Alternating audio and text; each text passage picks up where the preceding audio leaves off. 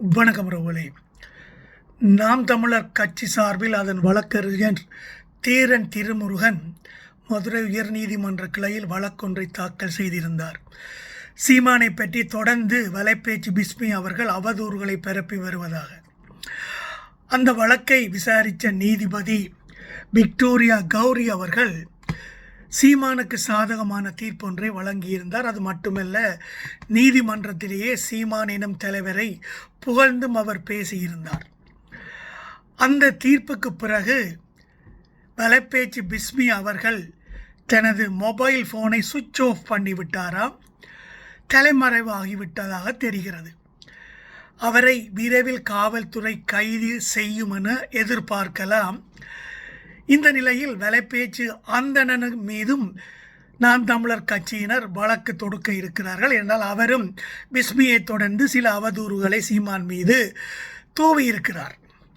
இப்படி சீமான் மீது முந்தின காலங்களில் அவதூறுகளை துணிந்து தெளித்து வந்த எல்லா சீமான் ஹேட்டர்ஸும் இப்பொழுது தொடை நடுங்க தொடங்கி இருக்கிறார்கள். ஏனென்றால் இதுவரை காலமும் பொறுத்து வந்த செந்தமிழன் சீமான் இனி எல்லோர் மீதும் சட்ட நடவடிக்கை எடுப்பதை தவிர வேறு வழி இல்லை என்ற நிலைக்கு வந்திருப்பதால், முன்பெல்லாம் சொல்லுவார், என்னை திட்டி திட்டி அவர்கள் பேசுவதால் அவர்களுக்கு சோறு கிடைக்கிறது, பிழைத்து போகட்டும் என்று கடந்து சென்ற காலங்களும் உண்டு. இப்பொழுது அந்த காலம் மலையேறிவிட்டது உறவுகளே. ஓலா பாண்டியன் என்ற ஒருத்தர் எல்லா ஊடகங்களிலும் பேசும் பொழுது சீமானை பற்றி காழ்ப்புணர்ச்சியுடன் காரி துப்பித்தான் பேசுவார். சீமானை திட்டுவதற்காகவே தான் புறப்படுத்தியிருப்பதாக அவருக்குள் ஒரு நினைப்பு உறவுகளே. அவர் சொல்லுவார், என் மீது வழக்கு போட்டாலும் பரவாயில்லை, தான் சந்திக்க தயாராக இருக்கிறேன் என்று. ஏனென்றால் அடுத்த வேளை சோத்துக்கே வழி இல்லாத ஒரு நாதாரி பயல்தான் அவன். நான் அவன் இவன் என்ற ஏகவனம் தெரிந்து தான் பிரயோகிக்கிறான் உறவுகளே. ரெஸ்பெக்ட் ஹேவ் டு ஏர்ன் என்று சொல்லுவார்கள் ஆங்கிலத்தில். அதே மாதிரி மரியாதை எல்லோருக்கும் கொடுக்க தேவையில்லை, மரியாதை கொடுப்பவர்களுக்கு மட்டும்தான் மரியாதை நாங்கள் கொடுக்கலாம். இந்த ஓலா பாண்டியன் எல்லோரையும் திட்டி தீர்ப்பார். தான் ஏதோ நேரில் பக்கத்தில் நின்று பார்த்த மாதிரி பேசிக்கொள்வார். சீமானும் ஜெயலட்சுமியும் படுக்கறையில் இருந்ததை தான் விளக்கு பிடித்து படம் எடுத்தது மாதிரி கதைத்து கொண்டிருப்பார். அது மட்டுமல்ல, வேலுப்பிள்ளை பிரபாகரனுக்கு தான் துப்பாக்கி கொடுத்து சுடப்பதற்கு பயிற்சி அளித்தேன் என்று கூட சொல்லுவார். எதையுமே அப்பட்டமான பொய்யை கொஞ்சம் கூட வெட்கப்படாமல் சொல்லுவார். அந்த வகையில் அவர் எலெக்ஷனில் கூட நின்றார் உறவுகளே. உங்களுக்கு தெரியும், இடைத்தேர்தலில் நின்றார். நாம் தமிழர் கட்சியை எதிர்த்து நின்றார். ஈரோடு கிழக்கில் 2 வாக்குகள் கூட பெறவில்லை. அதை பற்றியெல்லாம் அவர் பேச மாட்டார். ஏதோ தனக்குத்தான் இந்த உலகத்தில் எல்லாமே தெரியும், மற்ற எவனுக்கும் எதுவும் தெரிவதில்லை என்று அவர் தனக்குள்ளே தான் ஒரு பெரிய அறிவாளி என்று நினைத்து கொள்ளும் இந்த அடிமட்ட முட்டாள். ஜெயலலிதாவுடன் கோடிக்கணக்கில் பணம் வேண்டிக் கொண்டு இலை மலர்ந்தால் ஈழம் மலரும் என்று சொன்னார் சீமான். இப்பொழுது ஸ்டாலின் அவர்களுடன் பெட்டி வேண்டிக் கொண்டு அவருக்கு பீட்டீபாக செயற்படுகிறார். எடப்பாடியாருடன் பணம் வேண்டிக் கொண்டு அவரை சித்தப்பு என்று சொன்னார். பாஜகவுடன் பணம் வேண்டிக் கொண்டு சூப்பர் ஸ்டார் ரஜினிகாந்துடன் போய் பேசினார். பிறகு பாரதியார் விழாவுக்கு பங்கு பெற்றினார்.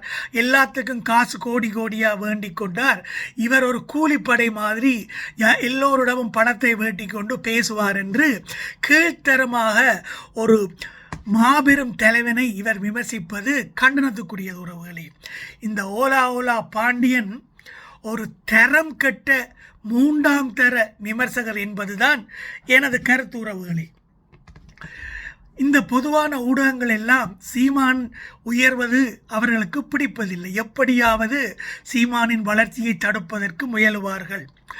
எந்த தேர்தலிலும் சீமானுக்கு ஆதரவாக அவர்கள் செயற்பட்டதும் இல்லை. பணத்தை வேண்டிக் கொண்டு சீமானை திட்டி தீர்ப்பார்கள். அதற்கு காரணம் பல ஊடகங்கள் பிற மொழியாளர்கள் கையில் இருப்பது ஒன்று.